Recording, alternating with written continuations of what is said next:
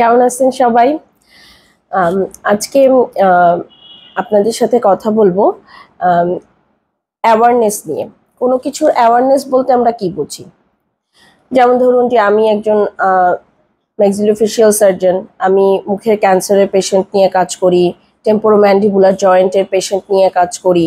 So আমি আপনাদেরকে বলতে পারি যে কোন কোন ব্যাপারগুলো আপনারা খেয়াল রাখতে পারেন এবং সেই সমস্যাগুলো বোধ করলে আমার কাছে আসতে পারেন। সাথে এটাও বলতে পারি যে কোন কাজগুলো আপনি করবেন না, বা আপনার সমস্যা হচ্ছে তখন কোথায় যাবেন, কখন যাবেন। তো আজকে কথা বলবো ওরাল ক্যান্সার অ্যাওয়ারনেস নিয়ে। যেহেতু April is the oral cancer awareness month, সেই জন্য আজকে ক্যান্সার অ্যাওয়ারনেস নিয়ে কথা বলবো। দেখুন, মুখের ক্যান্সার কিন্তু একদিনে হয়ে যায় না। সব ধরনের ঘাও কিন্তু মুখের ক্যান্সার নয়। ক্যান্সার শব্দটা শুনলেই যেহেতু আমরা অনেক বেশি ভয় পেয়ে যাই, সেই জন্য কিন্তু অনেকে অল্প কোনো একটু কিছু মুখের মধ্যে হয়েছে সেটা নিয়ে খুব ভয় পেয়ে ঘুম নষ্ট করে ফেলে, খাওয়া দাওয়া হয় না, তার সাধারণ যে জীবন ধারণ সেটা নষ্ট হয়ে যায়। সেই জন্যই আজকে আমার এই কথা বলা। মুখের ক্যান্সার কিন্তু একদিনে হবে না, আপনার অনেকগুলো কারণে হতে পারে। একটি কারণ হলো আপনার লাইফস্টাইল। সেকেন্ড কারণ হলো কারো যদি জিনগত পরিবর্তন হয়ে যায় কোনো কারণে মুখের মিউকোজার ভিতরে, তাহলে মুখের ক্যান্সার হয়। হ্যাবিচুয়াল কিছু ফ্যাক্টর আছে, যেমন ক্রনিক স্মোকার, তারপরে অনেক দিন ধরে পান, যেটা চুন খয়ের সুপারি দিয়ে মিশিয়ে খায় এবং মুখের মধ্যে জমিয়ে রেখে দেয়। তারপরে অনেকে আছে পানও খায়, সিগারেটও খায়, আবার কেউ কেউ আছে সিগারেট খায়, অ্যালকোহল খায়। এগুলো আসলে রিস্ক ফ্যাক্টর। সাথে স্ট্রেসের কারণে মুখের ভিতরে কিছু সাধারণ ঘা হয়, যেগুলোকে আমরা পোটেনশিয়ালি ম্যালিগনেন্ট ডিসঅর্ডার বলে থাকি। যেই লেশনগুলাতে কিন্তু ক্যান্সার টার্ন নিতে 5 থেকে 7 বছর লেগে যেতে পারে।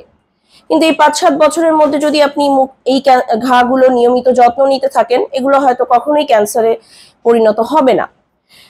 এবং মুখের ক্যান্সারের জন্য দায়ী কিছু ভাইরাস আছে, যেমন হিউম্যান প্যাপিলোমা ভাইরাস কিন্তু মুখের ক্যান্সারের জন্য দায়ী হতে পারে।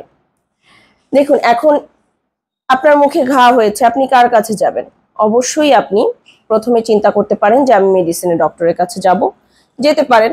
কিন্তু সাথে মুখের ঘায়ের সাথে কিন্তু যাদের মুখটা অপরিষ্কার থাকে, তাদের মুখে ঘা বেশি হয়ে থাকে, সেই জন্য আপনাকে ডেন্টিস্টের কাছেও যেতে হবে। গিয়ে পুরো মুখটা পরীক্ষা করে দেখে আপনার মুখে যদি ক্যালকুলাস থাকে, মুখে মাড়িগুলোতে যদি ময়লা জমে থাকে, সেগুলো পরিষ্কার করে ফেলতে হবে। সেই জন্য আপনাকে ডেন্টিস্টের কাছেও যেতে হবে। আবার একজন মুখের ঘায়ের নিয়ে যারা কাজ করছেন, ম্যাক্সিলোফেশিয়াল সার্জনরা, তাকেও আপনি দেখাবেন এবং মুখের ঘাটি পরীক্ষা করিয়ে নেবেন। আপনার যদি 3 সপ্তাহ হয়ে যায়, তখন কিন্তু আপনি মুখের ঘাটি বায়োপসি করে পরীক্ষা করে দেখতে হতে পারে যে ঘাটি কোন ধরনের ঘা। তো এই ঘা কখন হবে না আপনি জিজ্ঞেস করতে পারেন, আমার মুখের ঘা কেন হলো? কারণ তো শুনলাম। তাহলে সাথে কি করতে হবে? অবশ্যই আমাদের খাদ্যাভ্যাস পরিবর্তন করতে হবে। সবুজ শাকসবজি, ফলমূল খেতে হবে, পরিমিত পরিমাণে ঘুমাতে হবে এবং নির্দিষ্ট সময় পর পর আপনি মুখের ঘায়ের বিশেষজ্ঞ এবং ডেন্টিস্টের কাছে গিয়ে আপনার মুখটি পরীক্ষা করিয়ে নেবেন, যাতে ভালো থাকতে পারেন। তো ভালো থাকবেন, আবার কথা হবে। ধন্যবাদ।